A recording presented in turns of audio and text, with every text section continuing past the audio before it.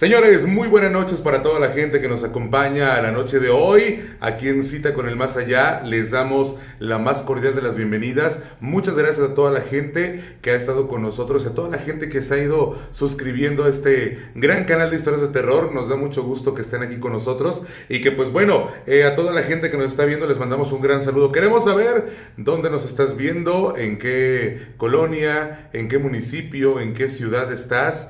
¿En qué país estás? También nos daría mucho gusto mandarte saluditos. Oye, saludos bien especiales para toda la gente que nos está viendo, obviamente aquí en San Luis Potosí, en los municipios y en las diferentes ¿cómo se llaman? Colonias, y también a toda la gente que nos está viendo allá en Monterrey, Nuevo León. Tenemos mucho radioescucha de aquel lado, a la gente que está en Chihuahua, a la gente de Tijuana, a la gente de Guadalajara, a la gente de Ciudad de México. Un agradecimiento bien grande para todos ustedes, y también pues bueno, obviamente a la gente que siempre ha estado aquí con nosotros. Quiero mandar un saludo también bien especial, ya que hoy nos apoyó bastante, a nuestra buena amiga Male. Le mando un gran saludo, al tío Jando también le mandamos un gran saludo. Y pues bueno, a todos ustedes, qué bueno que nos están acompañando en esta gran noche de Cita con el Más Allá. Y como cada programa, les queremos pedir, por favor, que compartan esta transmisión ahí en sus diferentes redes sociales. También que nos regales un like aquí en esta transmisión, ya que nos ayudas a que se pueda ver más este programa. Y también, si eres gustoso, a toda la gente que ahorita nos está viendo por el Facebook, en Rubén Flores 97.7, ojalá que nos puedas regalar estrellas. Eso colabora bastante con nosotros, de verdad. Así que bueno, muchachos, suscríbanse aquí al canal. A toda la gente que no se ha suscrito, se lo pedimos por favor que se suscriban, que compartan, y a la gente que nos está viendo en Facebook, pues bueno, que nos regale algunas estrellas. Eso sería de mucha ayuda para nosotros. También nos puedes encontrar en las diferentes redes sociales, lo que es TikTok, lo que es Instagram. Estamos como @RubénFlores97, en Facebook como Rubén Flores 97.7. Esto es una fanpage. Y pues obviamente aquí en el canal de YouTube, Rubén Flores, la voz del más allá. Espero se suscriban y activen la campanita. Eso estaría increíble para nosotros. Así que sean todos bienvenidos, muchachos. Estamos muy contentos de saludarlos de nueva cuenta en este gran programa de Cita con el Más Allá en las redes sociales. Ya el miércoles, muchachos, regresamos a la radio, a la Caliente 97.7, para que estén pendientes y para que nos sigan. Así que ojalá que la noche de hoy la gente que no se ha suscrito se suscriba al canal, y también para todos ustedes, ojalá que lo puedan compartir y nos regales más de una vez. Si puedes de una vez ponernos una manita arriba, eso estaría excelente, ¿ok? Muchas gracias para todos ustedes, y pues bueno, así vamos a iniciar Cita con el Más Allá en esta gran noche. Así que bienvenidos, mi nombre es Rubén Flores y te acompaño en esta noche.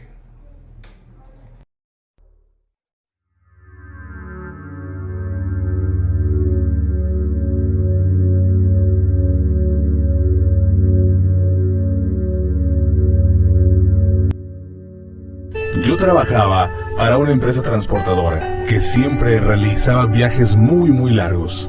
En una oportunidad, manejando por una ruta, pasando una localidad que se llama Loreto, tuve una experiencia que me cambió la vida para siempre. Atravesar aquella ruta para esa época era realmente una odisea, una ruta muy oscura y con poco mantenimiento. Llegando al límite de la provincia, veo un jeep militar que me detiene para un control. Esto era algo muy común. Estábamos en un gobierno, pues algo fuerte. Era otra década. Unos pocos kilómetros más adelante, luego de superar el control, vino una lluvia torrencial, así que me vi forzado primero a disminuir la velocidad, poner las luces balizas, hasta encontrar un lugar en la banquina para poder estacionar mi camión. La caída del agua era tan intensa que prácticamente la visibilidad era nula. Luego de unos metros comienzo a ver que la banquina se ensancha. Decido estacionar, apago las luces del camión, no se veía nada, solo se escuchaba la lluvia. Unos pocos metros más adelante veo un árbol muy grande. El viento era tan fuerte que pensé que por poco se rompían las ramas del árbol. Luego de transcurrida una hora, la tormenta había cesado. Seguía lloviendo, pero se veía un poco más. Algo de pronto me llamó la atención. Vi como una rama muy grande de ese árbol se comenzó a mover de una forma muy rara. Hice un esfuerzo para fijar la mirada ahí y pude apreciar que en la punta de esa rama había una tela de color negro que se ondeaba por el viento. Me pareció muy extraño no haberme percatado anteriormente. No sé por qué prendí las luces altas y allí la vi. Una mujer en cuclillas sobre la rama del árbol. La tela que flameaba era parte de sus vestiduras. Esta levantó su rostro, saltó del árbol y comenzó a caminar hacia mí. En mi desesperación decidí colocarle los seguros a la puerta. Pude ver aterrado un rostro demacrado, pálido, con dos cuencas oscuras en las órbitas de los ojos, la piel pegada a sus huesos. Arranqué el camión lo más rápido que pude. Salí de ahí, quería aumentar la velocidad, pero la tormenta me impedía hacerlo. Después de unos 20 minutos de manejar, una voz proveniente de la cabina de atrás, la que se usa para descansar en viajes largos, me llamó por mi nombre. Carlos. Imaginen el terror que sentí. Una ruta desolada con nadie a quien recurrir. Lo más espantoso es que por el espejo retrovisor podía ver en la cabina la cabeza de esa mujer mirándome y riéndose. Jamás en mi vida sentí tanto miedo. Sin darme cuenta comencé a acelerar el camión a fondo hasta que en un momento una mano me toma mi hombro y comienzo a forcejear con ella. Perdí el control del camión y terminé volcando. Me salvé por tener el cinturón de seguridad. Atrapado en la cabina del camión, veía cómo aquella mujer asomaba su rostro por la ventanilla del acompañante, un rostro inexpresivo que me miraba como si fuera la propia muerte que venía a reclamarme. Solo rezaba un Padre Nuestro de la impotencia. Cuando dije amén, la mujer desapareció repentinamente. Empiezo a escuchar sonidos, una sirena y una camioneta de la cual bajaban dos hombres que empiezan a gritar: si hay alguien con vida que hable, por favor. A lo cual, con mucho esfuerzo por reincorporarme, contesté: acá estoy. Me socorrieron, me preguntaron qué había pasado.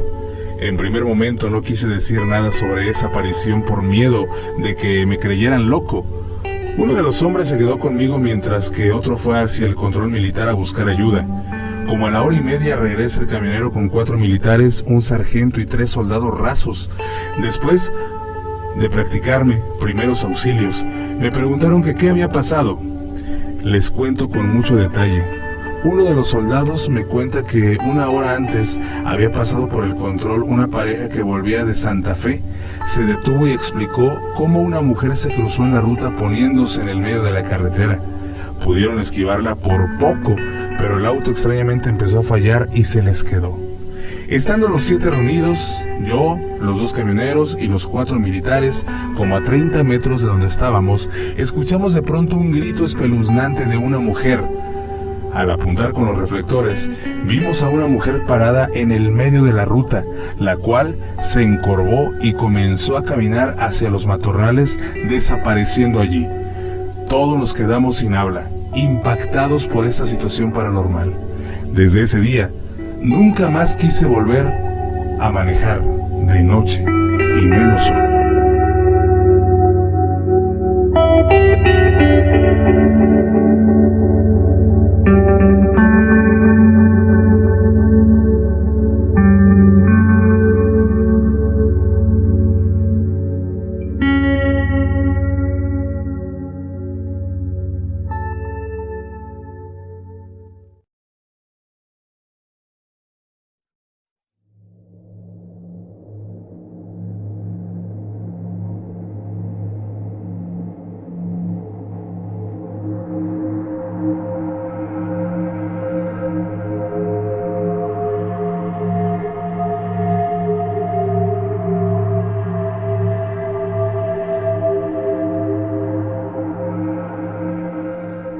Eran las 7 de la noche. Era un día lluvioso, hacía mucho frío. Me encontraba con mis papás y mi hermano. De pronto me habla mi mamá diciéndome que irá de compras con mi hermano, por lo que me quedé solo en casa. Lo único que dije es que no había problema. Me encontraba en mi cuarto viendo televisión. Estaba muy entretenido cuando escuché un sonido muy raro en la cocina de mi casa. Bajé a revisar qué es lo que había sido. Solo fue algo que se cayó. Pero me pregunté, ¿por qué se cayó? Regresé a mi cuarto. Recuerdo que había dejado la televisión prendida, pero al llegar se encontraba apagada. No le di mucha importancia, pues creí que si la había dejado apagada y no me acordaba. Eran las 8 y mis padres y mi hermano aún no llegaban, y yo seguía viendo televisión. Es ahí cuando escuché claramente a una mujer desde abajo en la cocina diciéndome: no estás solo. Me espanté mucho. Creí que era mi imaginación y continué viendo la televisión. Pocos minutos después, escuché la misma frase, solo que con una voz más tenebrosa: no estás solo. Me levanté de mi cama y me asomé para abajo creyendo que alguien estaba ahí. Después, empecé a oír la misma voz de la mujer, solo que esta vez hablaba con alguien más. No me pude explicar qué es lo que estaba sucediendo en mi casa hasta que decidí bajar para ver qué estaba pasando. Vi a una mujer vestida de blanco parada al lado del sillón en donde acostumbro a sentarme yo, y le dije: ¿quién eres? A lo que ella me respondió con voz enojada: te dije que no estaba solo. Estaba muy espantado y no sabía qué hacer. Tenía la cara cubierta con un trapo negro, no me explicaba por qué, y le dije: tú no eres real, los fantasmas no existen. A lo que ella respondió: somos más reales de lo que tú crees, tanto que desearás no haber dicho eso. Me quedé muy asustado, hasta que la mujer desapareció. Media hora después recibí una llamada de mi tía diciéndome que mis papás y mi hermano tuvieron un accidente automovilístico. No podía creer lo que estaba ocurriendo. Fui al hospital rápidamente, esperando mejores noticias, hasta que llegué y me dijeron que mis padres habían muerto. Solo mi hermano sobrevivió. Estaba llorando y no sabía qué hacer. No lo podía creer. Pasaron varias semanas. Ahora vivía con mi tía y eran justamente las 7 de la noche. Todos estábamos ya dormidos y volví a escuchar el mismo sonido que había escuchado la noche en que murieron mis padres. Esta vez me armé de valor y bajé a ver qué es lo que pasaba. Había un vaso cubierto con un trapo negro, idéntico al de la mujer. Al quitar el trapo, adentro del vaso, había una nota que decía: aquí tienes la prueba que los espíritus fantasmales sí existimos. Ahora tus padres se encuentran conmigo.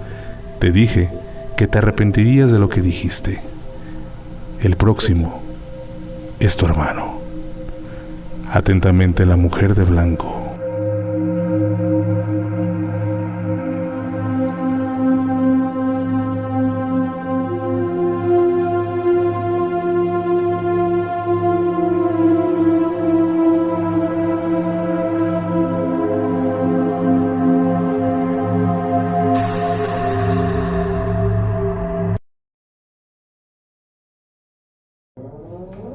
Ya estamos de regreso, muchachos. Muchas gracias a toda la gente que sigue aquí en sintonía con nosotros hoy. Soy un taladro.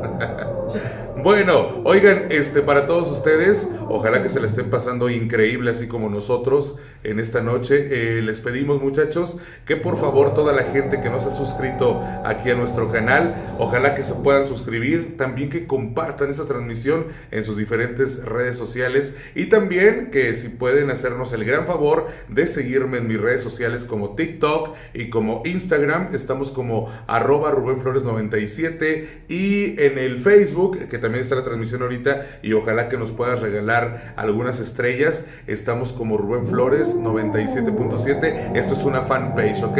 Así que bueno, toda la gente, continuamos con ustedes aquí en Cita con el Más Allá. Ojalá que te esté gustando el programa, ya que es para ti, lo hacemos con todo cariño. Continuamos con más de las historias de Cita con el Más Allá.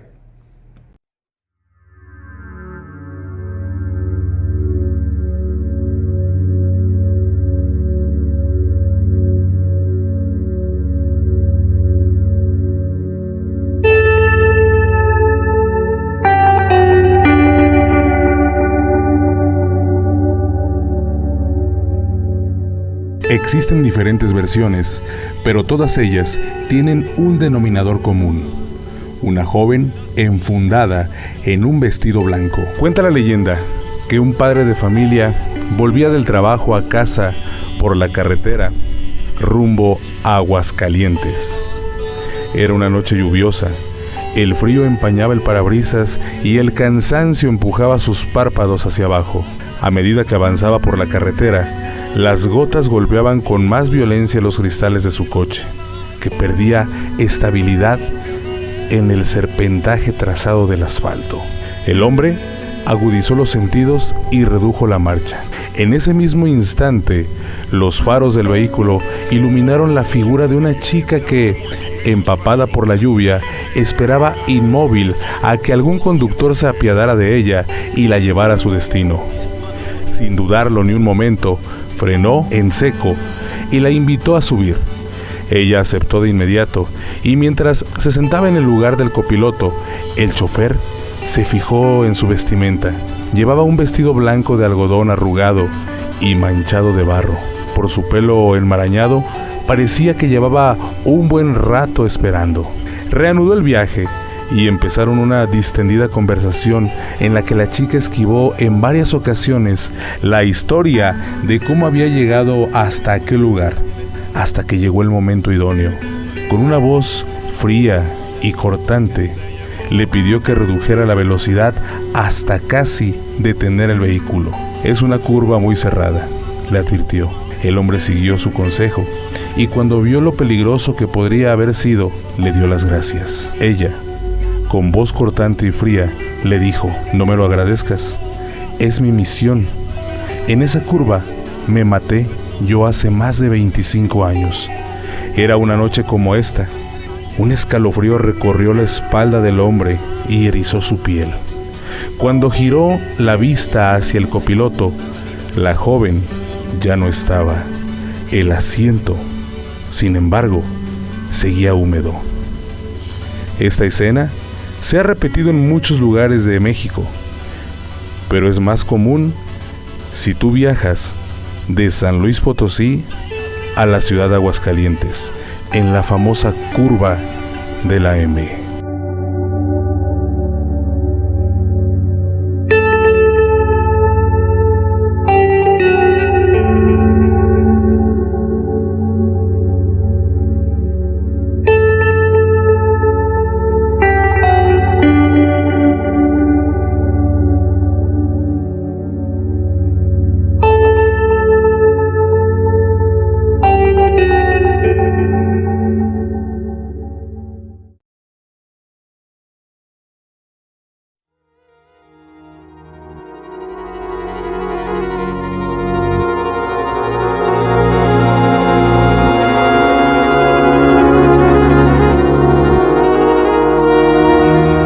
La noche se tornaba sombría. La escasa iluminación de las calles era absorbida por la oscuridad, llenando todo de penumbras que solo se acompañan por el sonido de la lluvia, golpeando el asfalto. Las personas se habían guardado en sus casas, solo quedaron aquellos que caminaban por necesidad. Entre ellos, Romina, una chica de humilde procedencia que no ajustó ese día para el transporte que la llevara de la universidad a su casa. Era algo común para ella. Muchas veces había recorrido ese camino en las mismas condiciones, pero eso no evitaba que se le crisparan un poco los nervios. A pesar de aquel frío, obligaba a todos a esconder su rostro bajo sombreros, bufandas o abrigos, causando cierta desconfianza al cruzarse unos con otros. Romina estaba consciente de que lucía igual de sospechosa que ellos y se movía con cautela para no causarle un susto a alguien. A pocas calles de su casa, sintió alivio. Ya estaba en sus terrenos y eso le daba seguridad. Sin embargo, al doblar la esquina, distinguió a una oscura silueta caminando por la misma acera y en dirección a ella. Conforme ambos avanzaban, le inquietaba un poco no poder distinguir sus ropas, ni el sonido de sus pisadas. Era tan solo una sombra que hacía tintinear las luces por donde pasaba. Con un poco de precaución, Romina se fue a la otra acera, apurando el paso, volteando para todos lados, y la sombra no estaba más. no estaba más en la lejanía. Se había posado frente a ella, sujetándola fuerte del cuello, robándole la vida y arrastrándola a lo más profundo del sufrimiento eterno. Al mismo tiempo, Cristina, su amiga de toda la vida, estaba sentada en medio de un pentagrama dibujado con sangre. Le pedía al maligno que se llevara a Romina y la mantuviera cautiva en el infierno, pues sentía mucha envidia de ella y no quería verla más en este mundo. Los días pasaron. Romina seguía desaparecida ante la consternación de todos sus allegados, excepto de Cristina, que ocultaba su sonrisa, pues estaba contenta de que sus ruegos fueron escuchados.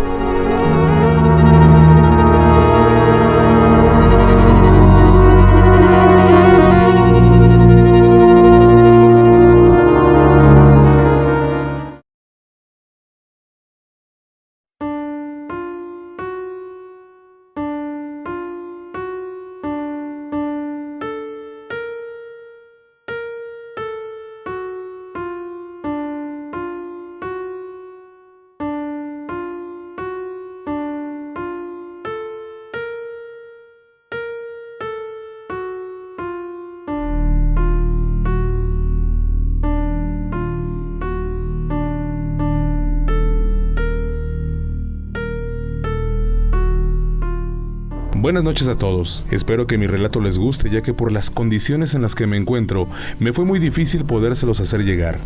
De igual forma, me gustaría comentar que hay ocasiones en las que la verdad es mucho más impresionante que la ficción.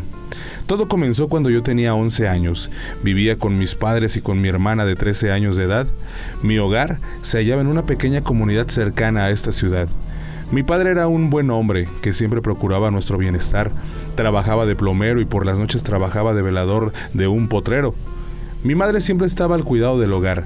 Yo acudía a sexto de primaria, mientras que mi hermana cursaba el segundo año de secundaria. Mi padre apenas llevaba poco tiempo trabajando como velador, ya que el anterior velador había dejado de asistir, según escuchaba, porque se había suicidado. Al parecer, sin aparente razón, pero bueno, eso lo dio un nuevo empleo a mi padre, aunque a él le costaba mucho trabajo levantarse por las mañanas y por lo regular se encontraba de mal genio. En fin, en ese entonces entraba el invierno de 1993. Mi padre nos contaba que en estos días comenzó a experimentar raros sucesos en su trabajo. Narraba que había días en los que los caballos estaban muy alterados y se la pasaban toda la noche relinchando. Otros días, cuando llegaba a las 3 de la mañana, un fuerte viento empezaba a soltarse solo dentro del potrero, cuando afuera todo se veía tranquilo. De igual forma, decía que las cosas se movían de un lugar a otro, de manera continua, pero mi padre decía que no le temía a nada de eso. Él siempre me solía decir que más daño hacen los vivos que los muertos, lo que me dejaba muy en claro que mi padre era un hombre que no le temía a nada, y tal vez eso fue su perdición, ya que el sentir miedo es un instinto que nos ayuda a prevenir el peligro. En aquellos días yo salía de vacaciones, por lo cual mi padre me pidió que fuera a ayudarlo en las noches a su trabajo. La primera noche que fui con mi padre al potrero, yo tenía algo de miedo, debido a las historias que mi padre me contaba de lo que sucedía en su trabajo. Al llegar, mi padre me ordenó que permaneciera dentro del potrero, mientras él iba a dar una vuelta por fuera a para ver que todo se encontrara en orden. Mi padre tomó su lámpara y su chamarra y salió. Yo me quedé dentro viendo la televisión. Recuerdo que repentinamente se escuchó que un caballo relinchaba de una forma exasperada. Se trataba de uno de los que se encontraban hasta el fondo del potrero. Al ver que mi padre no llegaba, decidí ir a ver qué era lo que pasaba. Tomé mi lámpara y fui a ese lugar. Cuando caminaba, mi corazón se agitaba más y más fuerte mientras me acercaba. El miedo me invadía y mi piel se me estremecía. Finalmente, cuando vi al caballo, el cual aún seguía muy alterado, me percaté de algo escalofriante. Un extraño ser que medía aproximadamente 1,30 m de estatura, de complexión musculosa y que tenía un pelo muy fino por todo el cuerpo, como el de un perro boxer. Además, su cabeza era muy grande, su nariz también era amplia y su boca muy pequeña. Sus ojos eran muy saltones y era de color rojo con negro. Llevaba un sombrero como el que comúnmente se describe portan los duendes, y por último tenía alas negras como las de un murciélago. Este ser molestaba al caballo, lo que me pareció le divertía, ya que jalaba su cola y luego corría a su alrededor. Fue cuando aquel ser percibió mi presencia, me miró, dejó de molestar al caballo y comenzó a caminar hacia mí. Sin pensarlo dos veces salí corriendo del potrero a buscar a mi padre hasta que lo encontré y platiqué lo que había visto. Mi padre, en lugar de tener miedo, no pudo parar de reír y pensé: increíble lo que a mí me había provocado entrar en pánico, a mi padre le causaba una gran risa.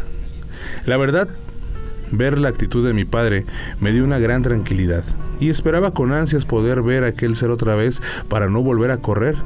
De ahí en adelante seguí acudiendo con mi padre al trabajo, y a pesar de ver y oír todo lo que mi padre me había relatado, no tenía ningún tipo de miedo. Pasaban los días y se llegó el día 24 de diciembre. Esa mañana, mi madre estaba muy temprano. Fue al mercado a comprar lo necesario para nuestra cena navideña.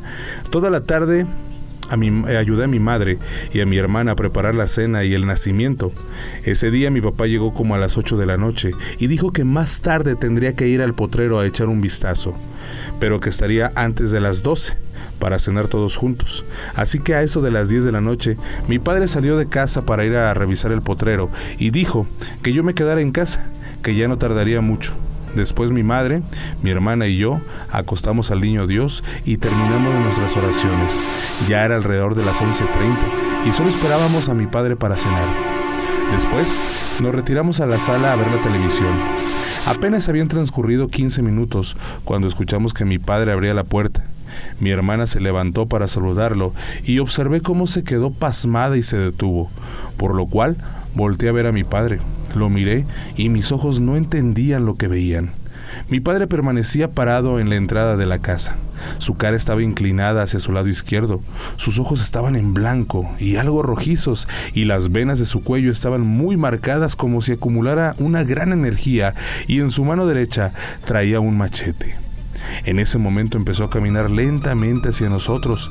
Mi madre, al ver el estado en que se mostraba mi padre, se preocupó mucho. Se levantó del sillón y se acercó. Cuando estuvo frente a él, mi padre se frenó y mi madre le decía: ¿qué tienes? ¿Te sientes bien? Inesperadamente mi padre gritó: ¡Egualo! Y alzó el brazo en el que llevaba el machete y posteriormente lo bajó bruscamente clavándolo en el pecho de mi madre. Enseguida sacó el machete del cuerpo de mi madre, el cual cayó cerca del nacimiento, aún con vida pero agonizando. Yo me quedé atónito ante lo que presenciaba. Estaba paralizado en ese instante. Pude ver a dos seres parecidos al que vi en el potrero, que saltaban alrededor de mi padre y reían al mismo tiempo. Podía ver cómo esos seres saltaban a la altura de los oídos de mi padre y murmuraban cosas. En ese momento, mi hermana salió corriendo hacia el cuarto de mis padres. Yo me quedé ahí cerca de la sala y de mi padre, y pronto, lo que parecía ser mi padre se acercaba a mí. Intentaba moverme, pero mi cuerpo no reaccionaba. Mi corazón palpitaba más rápido, mi respiración era más precipitada y me sentía muy desesperado. No podía ni mover los dedos, solo vi a mi padre frente a mí que se disponía a matarme con el machete. Para mi sorpresa, escuché un disparo y al segundo la sangre del cuerpo de mi padre salpicaba sobre mi rostro. Su cuerpo cayó, volteé y miré a mi hermana con el arma. Mi hermana no decía nada, simplemente se quedó ahí parada. Entonces miré a mi padre. Él aún vivía, pero seguía sin reaccionar. Era como si nadie estuviera dentro de su cuerpo. Era simplemente un cuerpo sin alma. Algo que parecía estar, pero solo era un objeto, que por más que le gritaba papá, en ningún momento me dio la impresión de que estuviera ahí. Es más, cuando estuve cerca de él y lo miraba, sentía una inaudita sensación de inseguridad, ya que no era él mi padre, solo era su imagen. Por más que trataba, no hallaba la persona que me había amado y cuidado tanto. Al poco tiempo, a la casa llegaron varios vecinos de alrededor y se dieron cuenta de lo sucedido. De inmediato avisaron a la policía. Me acuerdo que todos nos preguntaban sobre qué era lo que había pasado, pero mi hermana y yo ni siquiera podíamos hablar en ese momento. Llegaron las patrullas y ambulancias, pero ya era tarde.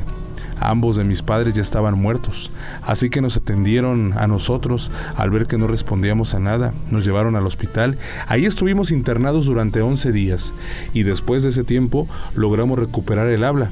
Yo recordaba claramente todo lo que había sucedido, pero mi hermana decía no recordar nada de lo acontecido, por lo que ambos iniciamos con una terapia psicológica, la cual duró 2 meses. Yo creo que ambos superamos nuestro trauma. Con el paso del tiempo, las autoridades, al ver que no lograban localizar a ningún familiar nuestro, decidieron canalizarnos a una casa hogar donde terminaríamos nuestros estudios y trabajaríamos. Un día 16 de marzo de 1994, ingresamos a la casa hogar ubicada en esta ciudad capital. Los primeros meses fueron muy tranquilos y llevamos una buena vida, pero a principios del año 95, en la casa hogar, empezaron a pasar cosas raras. En las noches se escuchaba el llanto de un bebé. Cuando era el caso que en el caso hogar ya tenía más de 10 años sin recibir bebés. Todos podíamos escucharlo. Aparte de esto, se oían pasos que recorrían los pasillos de la casa. Uno de los niños decía que una noche que se levantó ya en la madrugada al baño, vio como una monja que caminaba por el pasillo, emitiendo un lamento espeluznante. Asimismo, mi hermana y varios niños más afirmaban ver seres iguales a los que yo había visto tiempo atrás. Mi hermana decía que todo el tiempo era abrumada por estos seres. A veces, mientras dormía, se subían a su cama y comenzaban a saltar. En otras ocasiones, cuando dormía, se subían encima de ella y no la dejaban respirar, y casi siempre le caminaban las cosas del lugar. Y lo que más le atormentaba era que estos seres toda la noche se la pasaban carcajeando, y al amanecer los cuadros de imágenes religiosas que estaban en su cuarto aparecían rayados, haciéndolos ver ridículos. Así que al ver a mi hermana que esto no se detenía, decidió contárselo a los padres encargados de la casa hogar. Los padres tomaron muy en serio lo que mi hermana decía, y más niños les contaban sobre lo que acontecía dentro de la casa hogar.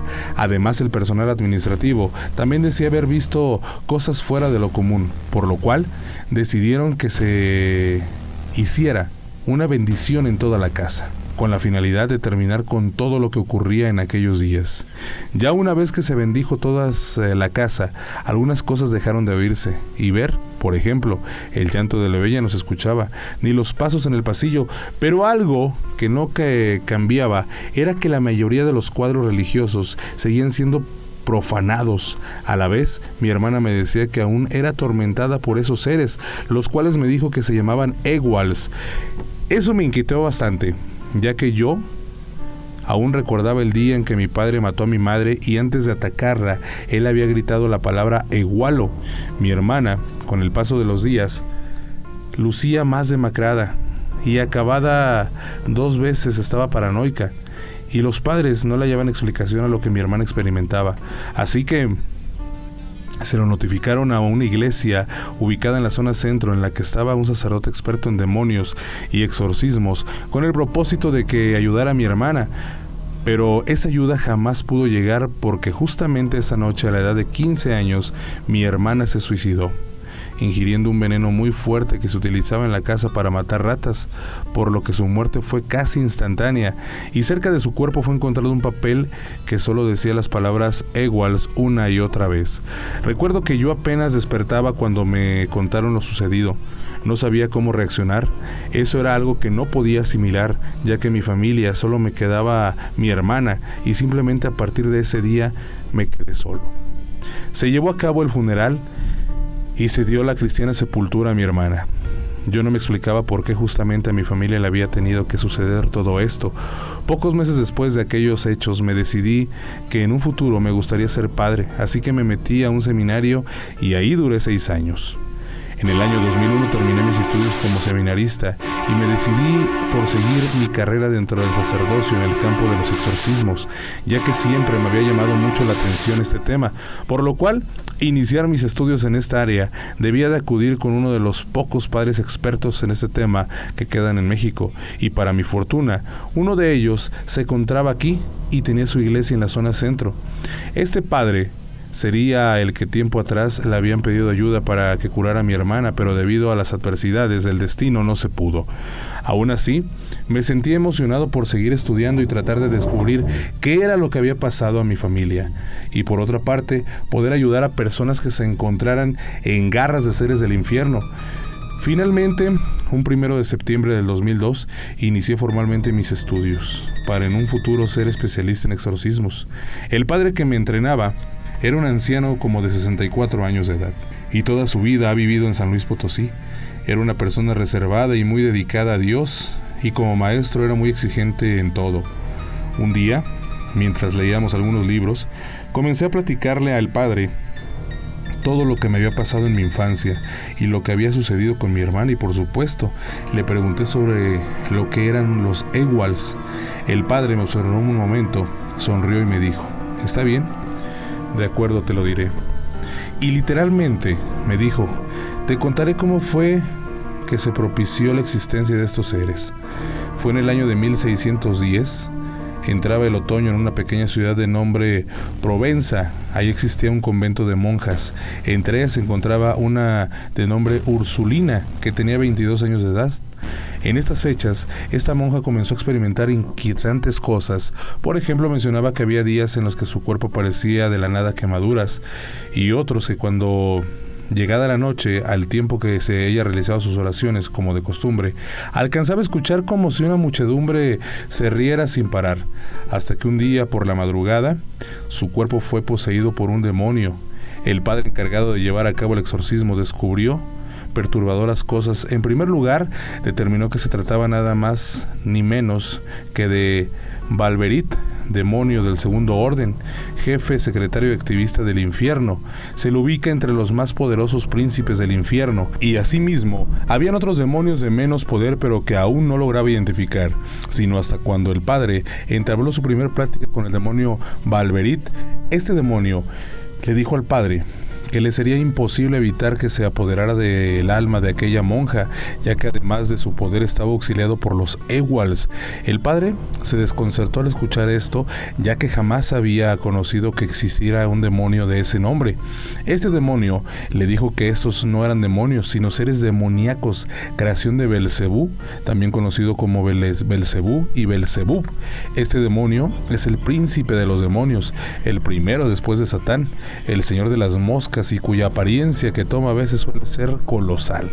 El rostro hinchado, coronado con una cinta de fuego, cornudo, negro y amenazante, peludo, con alas de murciélago.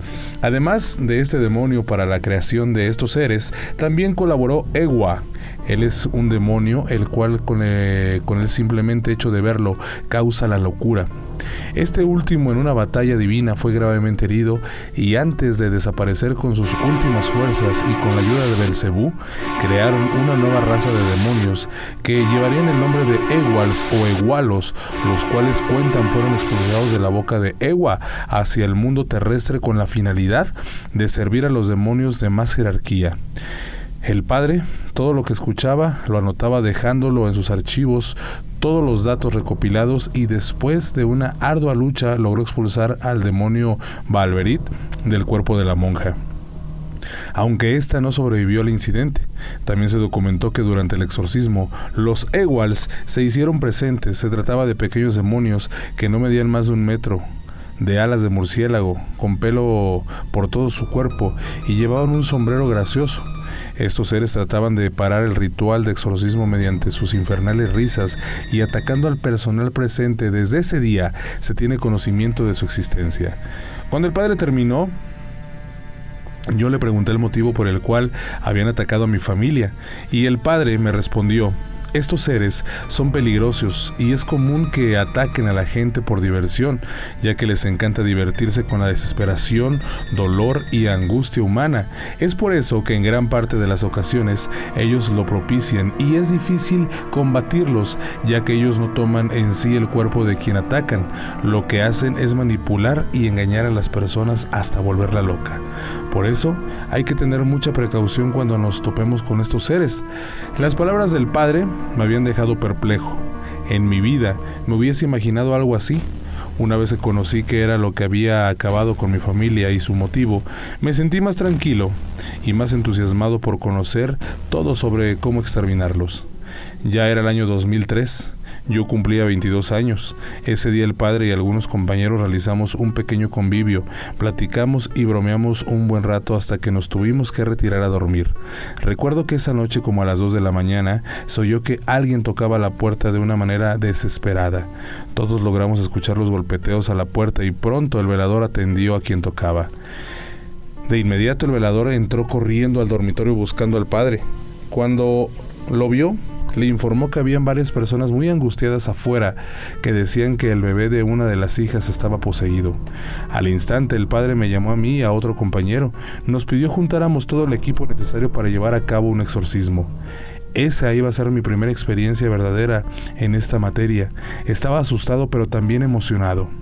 Los familiares del infante se subieron en su vehículo y manejaron hasta una comunidad cercana llamada Los Gómez. Cuando llegamos, entramos en su casa y en una habitación se encontraba la cuna con el bebé. Fue impactante ver al niño. Sus ojos eran totalmente negros y tenía en todo su pecho una marca de un trinche. Sus uñas eran tan grandes que parecían garras y por si fuera poco, tenía la voz de un anciano que reía cuando nos vio llegar. Pronto el padre inició con el proceso de exorcismo. Lo primero era identificar contra qué demonio nos enfrentábamos. Por tal motivo el padre se dirigió al infante diciéndole: «Identifícate, sirviente de Satanás». Al instante, el bebé con voz de anciano respondió de forma soberbia: «Insulso, yo soy Verdelet». En ese momento recordé que se decía que es un demonio del segundo orden y maestro de ceremonias del infierno. También se le conoce como Amo Persil y su función es transportar a las brujas en el Sabbat. El padre de forma retadora le contestó a este demonio: «No me importa quién seas tú, vas a salir de este cuerpo que es de Dios». Verdelet empezó a reírse y dijo: «Si quieres sacarme de aquí, antes deberás encargarte de mis sirvientes». De pronto, de entre las sombras, se materializaron alrededor de 5 seres. Se trataba de los Ewals, y pronto nos daríamos cuenta de una habilidad que estos seres poseían. Enseguida, nos rodearon e iniciaron a mover sus garras. En un santiamén, nuestras mentes fueron manipuladas por estos demonios. Comenzamos a alucinar cosas fuera de este mundo. En mis manos vi un machete y vi a mi madre frente a mí. Me di cuenta que era mi padre en el momento que asesinaba a mi madre. El pánico y la desesperación me invadieron. A mi alrededor solo veía mi casa. No reconocía a nadie ni nada de la habitación del bebé. En eso oí la voz de mi padre y me pedía que no perdiera la calma, que me tranquilizara y recordara mi entrenamiento y combatiera con las oraciones que me fueron enseñadas. Así que comencé a orar y la alucinación se disipaba y empezaba a ver la habitación del infante. Veía y escuchaba al padre combatiendo valientemente a ese demonio con su Biblia y poniendo en alto sus oraciones. Corrí hacia él y lo apoyé orando. Los Ewals concentraban sus ataques en mi compañero, el cual estaba en un rincón de la habitación gritando de desesperación. Yo le decía que luchara y orara. Mi compañero finalmente se pudo liberar de los Ewals y acudió rápidamente a apoyarnos. De un minuto a otro, el cuerpo del bebé, en una impresionante sobra, salía de su cuerpo. Se trataba de Verdelet. Y saltó al cuerpo del padre. El demonio se apoderó del padre y se dio un inicio a una lucha dentro del cuerpo del padre. Después de un rato, el padre logró expulsar al demonio de su cuerpo y Verdelet desapareció. El costo de la batalla fue la vida del padre, quien segundos después cayó al suelo ya sin vida. A la vez, el bebé empezó a llorar y regresó a su estado normal. Mi compañero trataba de reanimar al padre, pero yo no se lo aconsejaba. Yo más bien le pedía que ya no hiciera nada. Él ya estaba muerto. Pedimos a los familiares que no notificaran a las autoridades, que nosotros nos encargaríamos de todo, por lo cual llamamos a nuestros superiores y les contamos lo sucedido. Un vehículo al servicio de la iglesia fue a recoger el cuerpo del padre y horas más tarde se llevó a cabo en una ceremonia privada su funeral. Al día siguiente se le dio sepultura. Después de eso mi compañero quedó a cargo en lo referente a los exorcismos y yo continué con mis estudios, pero a partir de esos días los Ewals volvieron a hacerse presentes en mi vida. Trataban de sacarme de quicio. Toda la noche reían, corrían por los dormitorios y cuando apenas iba a dormir, movían mi cama y a la vez atormentaban en mis sueños. En ocasiones por las mañanas me provocaban alucinaciones. Un día, mi compañero salió a atender un caso fuera de la ciudad y yo me quedé a cargo. Serían aproximadamente como las 3 de la mañana cuando escuché que regresaba mi compañero. Abrí la puerta, lo vi y le pregunté que cómo le había ido, cuando espontáneamente un hombre a sus espaldas intentaba golpearlo, así que salté a su defensa y golpeaba a ese hombre con mis puños, y fue cuando escuché unas oraciones y lo que veía se comenzó a disipar. Solo se trataba de una alucinación provocada por los Ewalds, y yo golpeaba a un intendente mientras mis demás compañeros oraban, ya que pensaban que estaba poseído, pero no era así. Se trataba de los Ewalds que seguían empecinados en volverme loco. Al final las autoridades de la iglesia, al ver mis comportamientos, decidieron llevarme a un hospital para que se llevara a cabo los estudios necesarios para ver qué era lo que sufría. Los médicos, sin realizar ningún tipo de estudio, determinaron que sufría de esquizofrenia y se propuso que sería mejor que me internaran en una clínica psiquiátrica ubicada en el kilómetro 8.5 de la carretera Matehuala, en la colonia Soledad de Graciano Sánchez. Una vez ahí, los Ewalds seguían desquiciándome y al mismo tiempo se realizaban todas las pruebas psicológicas y neurológicas necesarias para diagnosticar los síntomas de la esquizofrenia. Al continuar los estudios, ninguno pudo comprobar que yo sufría el trastorno mental propuesto. Pero si me liberaban, sería aceptar que yo veía demonios que molestaban, así que eso no era una opción, y así comenzaron a inventar un sinfín de enfermedades, pero ninguna me podía ser comprobada mediante estudios médicos. Los psicólogos y médicos con el paso de los meses se desconcentraron al no hallar nada en mí, y algunos optaron por la idea de que tal vez era cierto lo que veía, y por fin en este año, a mis 27 años, se analiza la posibilidad de darme de alta sin necesidad de terapia y medicamentos, por lo que podría regresar a mi profesión, lo cual es exorcizar demonios. Los Ewalds, al ver que no conseguían provocarme la locura, dejaron de molestarme, y así como aparecieron, finalmente desaparecieron, y pronto volveré a combatirlos. No siempre el hecho de ver, oír y sentir cosas que no existen dentro de este mundo es razón para considerar que alguien está loco. Por tal razón, cuando llamamos a alguien loco porque dice ver, oír y sentir cosas que no existen, es muy bueno para estos entes llamados Ewalds, ya que ellos pueden seguir divirtiéndose a costa de la vida de almas inocentes sin que nadie intervenga para defenderlos, porque hay personas que solo dicen tienen esquizofrenia y jamás son atendidos como debiera ser, ya que muchos deben de ser liberados de estos demonios. Por eso, alguien en una ocasión dijo que la ignorancia es el peor enemigo del hombre, así que creamos o no creamos, ellos siguen ahí. ¿Y cómo defenderte de lo que crees posible? Tal vez si mi padre hubiera creído en lo que pertenece a otro mundo, yo no hubiera vivido nada de esto.